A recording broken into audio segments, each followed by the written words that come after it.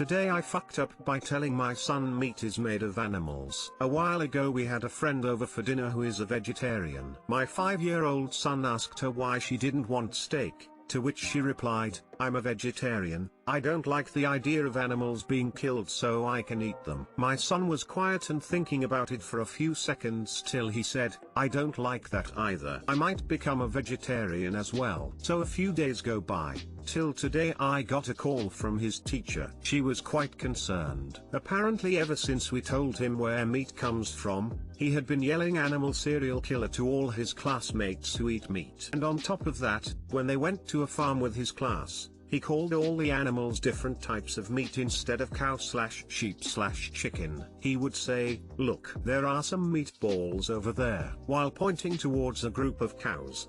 It's time for some further explaining. TLDR, told my son meat is made of animals, he now calls his classmates serial killers. My son asked me what humans were made of and I said meat. Had a hard time getting him to eat meat for a while after that. Edit, LOL, all the vegetarians thinking I am force-feeding my kid meat. To be more clear, please replace the last sentence above with, he chose not to eat meat for a while after that until I caught on to what was going on and explained to him that it was chicken and cow meat and not human meat. PS Thanks for assuming the worst in me. It needs further explaining on not yelling, but the rest you son got it right. Not to F you. You told your son the truth. There's no point in hiding that meat is made out of animals, and he's processing it in his own way, like children do. Yelling at people for eating meat probably isn't right, but if your son doesn't want to support killing animals without pushing others to do the same, that's totally fair, let him. This is coming from a vegan that doesn't judge people on their choices but supports educating yourself about the meat industry. This is how my daughter became a vegetarian in kindergarten. It also made the rest of the family half-atarians since it was often easier to make one meatless meal than two separate meals. Wish my family was like yours. I ended up having to cook for myself because otherwise, my mother refused to provide any vegetarian protein options, like, not even cheap stuff like beans, and constantly tried to slip meat into food and assure me it was vegetarian. Like, sure, I wish more people ate no meat, or at least, humanely sourced meat, aka, not factory farms, but lying about what you're giving someone, especially your own child. She wonders why I have trust issues.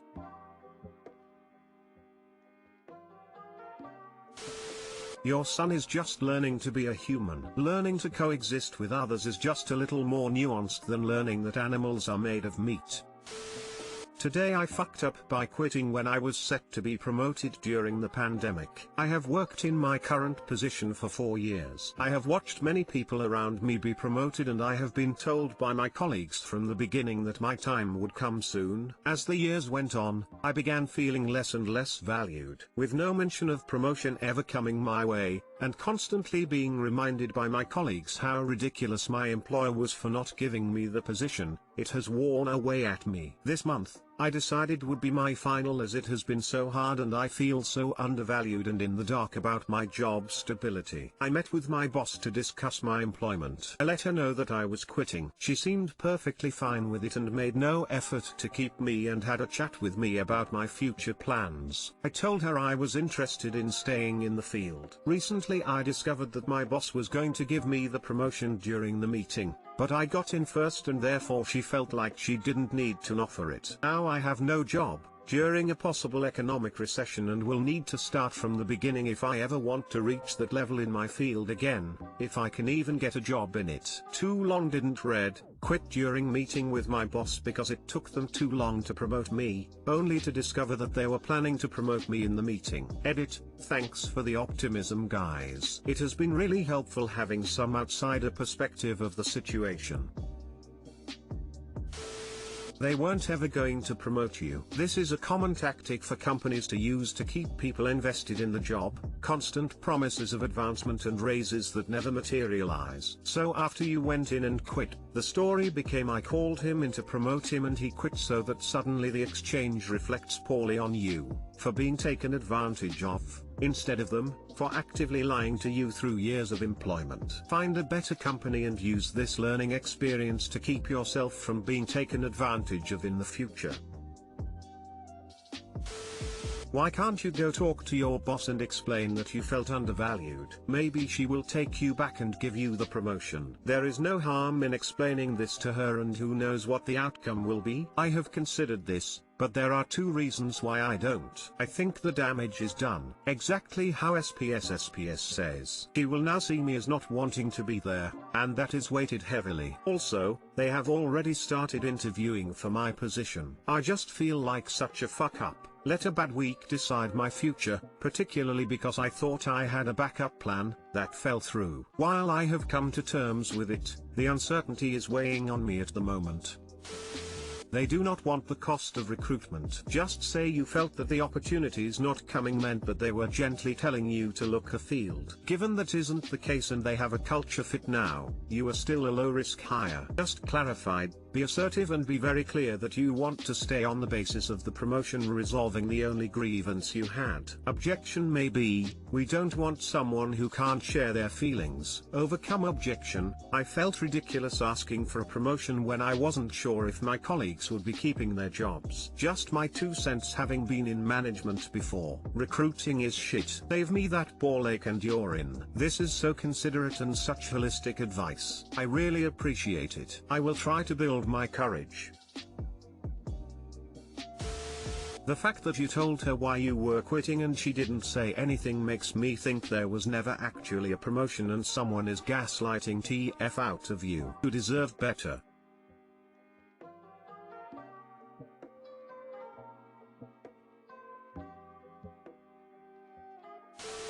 If your company wanted to promote you in the first place, your boss would have told you that immediately after you spoke with her. Or, as it is always the case, would have asked you what they can do for you to keep you. Saying that they wanted to promote you after you left is nothing more but just trying to keep their image high. Anyone can say anything. P.S. Working in one position for 4 years is a lot. You either grow within the same company or grow in another. I do not see any reason why you need to start from scratch unless you are going to do a completely different role. Today I fucked up by telling a kid I was getting my cat neutered. This wasn't today, but when I was taking my cat in for his shots and neutering, I sat in the waiting room with my cat while my boyfriend went to talk to the vet. I was talking to a little boy, probably 6 or 7, who was sitting there waiting for his mom to come out with their cat. I let him pet my cat and told him he was a boy cat and his name is Tiberius. He told me he was there getting his cat fixed so that she wouldn't have any babies. I responded with, "Oh, we are here for the same thing." He paused for a second and said, "But I thought only girl cats could have babies." I panicked and stumbled over a sentence along the lines of, "Well, boy cats help to make babies." Thankfully his mom came out and the conversation ended. Too long didn't read. I accidentally backed myself into the birds and the bees talks with a completely random 6-year-old in a vet's waiting room. Good thinking on the fly, there. You gave a factually correct, non-evasive answer. That's what kids deserve. Or that's so cute, smiley face. I wonder if he asked his mom on the way home how boy cats help make babies. It haunts me to this day.